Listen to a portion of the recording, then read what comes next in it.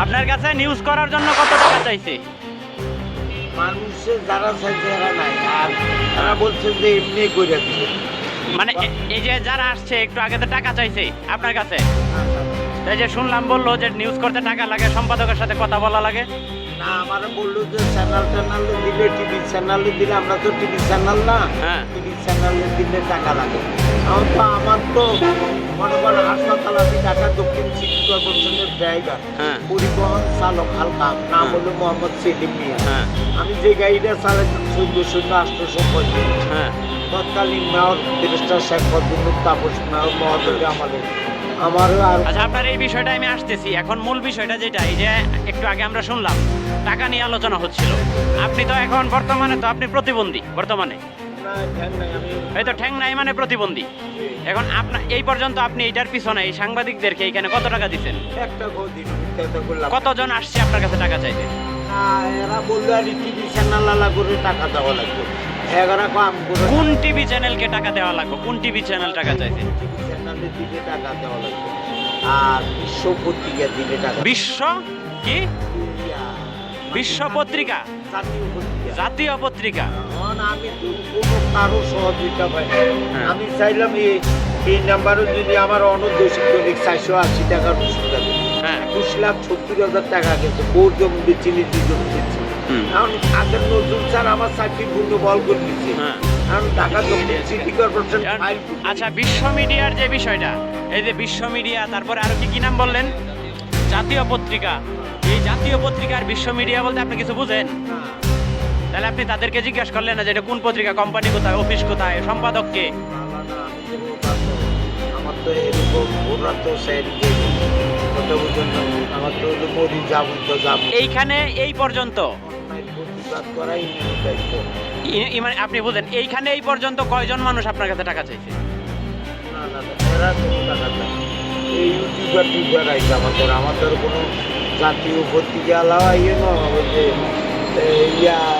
TV চ্যানেলে হেরো আইছে। মানে যেগুলো আসছে এইগুলারে আপনি বলতেছেন কি ইউটিউবার, এই সেই যা আপনি কন্টেন্ট ক্রিয়েটর, এইগুলো নাকি? এরা বলে আর কি, একটা মহিলা আইসি ইংলিশ পত্রিকা আলা, দেখো বাবা আপনার ঈদের দিকে তো আমারে কান্দো না, সামনে কিছু টাকা পাইতাম, আপনাদের সাহায্য করতাম। আমি তো আপনাদের সাহায্য করতাম না বাবা, আপনারা আমি আপনাদের হেল্প করুন, পত্রিকা দিয়ে আমি সারা মানুষদের জানি, দেশবাসী। ইংলিশ পত্রিকার যে মহিলা আসছে ওনার নাম জানেন আপনি?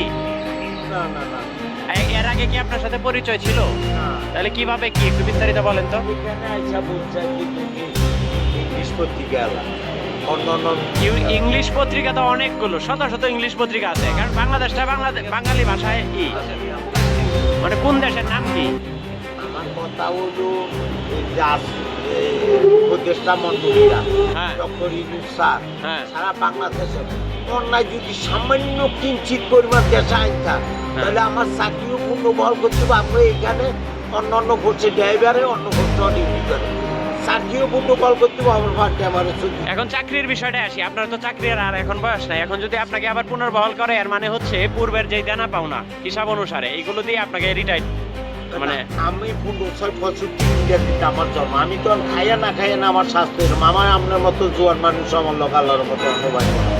আমারও তনকা ওরা অন্যায় করতে করতে অনকার আগের যে প্রশাসক মহোদয় আছে নজরুল স্যার, উনি ভালো মানুষ, ওনারা আল্লাহ দেখায়, তুমি আমার ফাইল ছবি সেই ফাইল বুঝে আনেছি আমার খেয়াল কর। আপনি রিভার ভোট মিটিং করবো, মুখ তারিখের ঘুরতে ঘুরতে ঘুরতে রিক্সা বাড়াও, বা রিক্সাটার দিকে আমার ওয়াইফ আমার রিক্সা উচকে উঠাইতে পারে না, বুঝছেন? কারণ আমি দেশবাসীর কাছে বিচার চাই, প্রধান উপদেষ্টার কাছে বিচার চাই, সবার কাছে উপদেষ্টা, কতদিন আগ থেকে আপনার এই সবার কাছে বিচার চাই। কতদিন আগ থেকে এই সমস্যা? আমি আমার এই সমস্যাটা আমি ওই যে 23 সালের আগস্ট মেয়র তাপস থাকতে যে তাপস মেয়র মহোদয় আমাদের কি আপনাকে যোগাযোগ করছেন ওনার সাথে?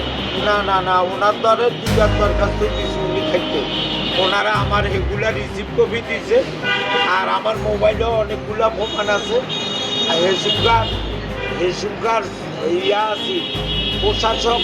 আচ্ছা, শর্টে বলেন এখন আপনি কি চান? আমরা এই কাগজটা আপনার দেখেছি, এখানে কি লেখা আছে আমাদের কাছে আছে। আপনি মোহাম্মদ সেলিম মিয়া।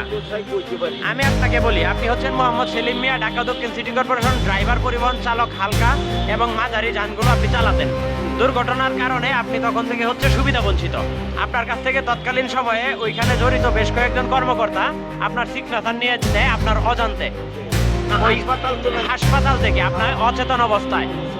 আচ্ছা, তারপরে থেকে হচ্ছে আপনার সাথে বিভিন্ন রকম হয়রানি করা হচ্ছে বা প্রতারণামূলক ভাবে আপনার বিভিন্ন বিষয়াদি যেগুলো আপনি সুবিধা পাইতেন সেগুলো থেকে বঞ্চিত হচ্ছেন। এই বিষয়ে মাননীয় প্রধান উপদেষ্টার নিকট আপনি আবেদন করেছেন যে সকল সুবিধা আপনি পান। মাননীয় প্রধান উপদেষ্টার ওইখানে 4 দিন আমার ওয়াইফে নিয়ে গেছে, 2500 টাকা রিক্সা ভাড়া দিচ্ছে। আমার উস্কাই বেরিয়েছে এক লোক আমার একটা রিসিভ কপি দিচ্ছে, এটা সত্য না মিথ্যা আছে এইখানে।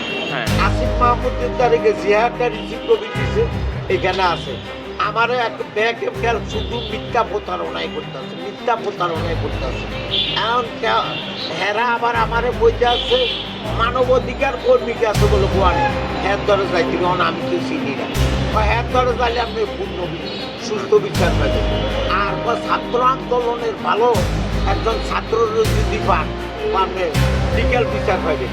আচ্ছা, যদি আপনার যেই আবেদন করেছেন পল্লী উন্নয়ন মন্ত্রণালয়ের অধীনস্থ যে বিষয়টা, সেটা হচ্ছে আপনাকে যদি চাকরিতে পুনর্বহাল করা হয়, আপনি তো ড্রাইভার ছিলেন, এখন তো আর ড্রাইভিং করতে পারবেন না মনে হয়। আমি অন্য পোস্টের এখানে সিকিউরিটি গার্ড